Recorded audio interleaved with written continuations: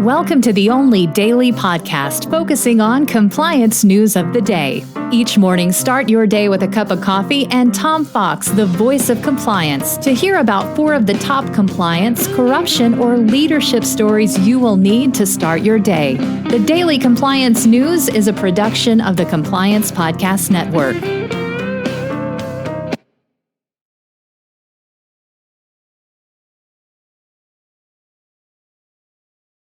What is Leica? Leica makes your entire compliance process simple. Leica goes beyond integrations. Their platform connects to your everyday applications and applies actual human expertise to robust software that powers your compliance. Leica easily connects to your applications and instantly creates tailored policies based on your business.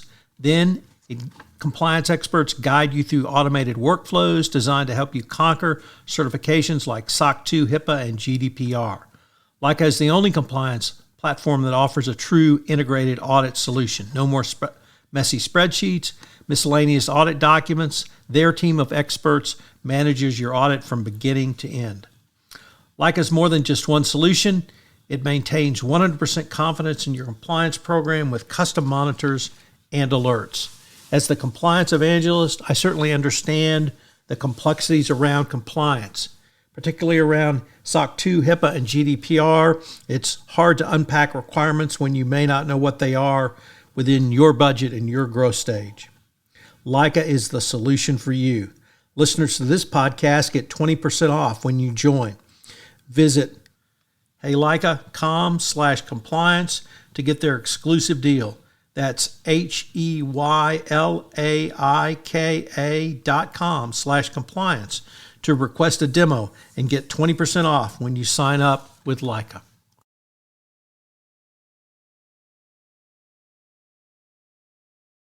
The Daily Compliance News for November 6, 2021. The Boeing Settles Again edition. And we begin with that story from the Wall Street Journal as Boeing shareholders have reached a settlement in the 737 MAX board oversight suit. Very shortly after the Delaware the Delaware Court of Chancery allowed a shareholder suit against the Boeing board for their failure of oversight of plane safety to proceed, the directors have reached a $225 million settlement. This is a huge deal, and the money obviously is very high for a shareholder case, but it demonstrates that when the Delaware Supreme Court or even the Delaware Chancery Court finds that there's a caremark action, there's going to be a quick settlement. So companies need to understand that boards have an active role to play in compliance. Here it was compliance around airline safety, which the Boeing board wholly failed to do. Next up from the BBC, from the Pandora Papers, they found out that dirty money from Unaoil was being used to invest in high street properties in Britain. And the owners of Unaoil, the Ashanti brothers, laundered money so that they could invest and clean it up in UK property, including a cinema complex in Sunderland and a business park near Hull. Ashanti's lawyer said that they had not been convicted of anything and that there was no evidence that the money generated by Unaoil was proceeds of a crime. Imagine that. They are still under criminal indictment in the United States and have pled guilty, so eventually they may be sentenced. Next up from the Wall Street Journal Risk and Compliance Journal, David Smagagala reporting, sorry if I butchered your name, David.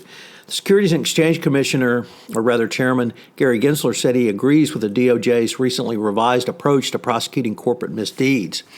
In a recent speech, he talked about the Lisa Monaco speech, which I've written about over the past week, and the SEC said it would also look at the DOJ process for evaluating possible enforcement actions, saying that he has asked his staff to cut back on meetings with entities that want to discuss warnings about possible enforcement action against them.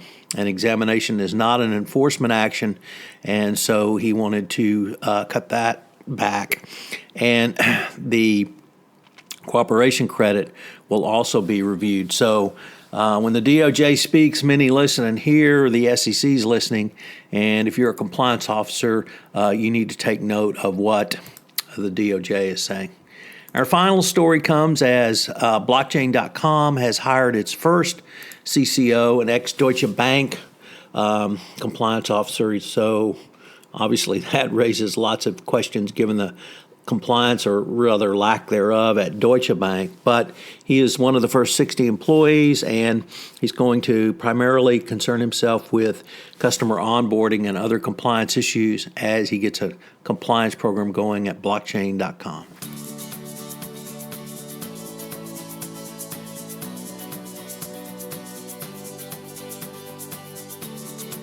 The Daily Compliance News is a production of the Compliance Podcast Network and a proud member of C-Suite Radio. Thanks so much for listening. I hope you'll join me again tomorrow.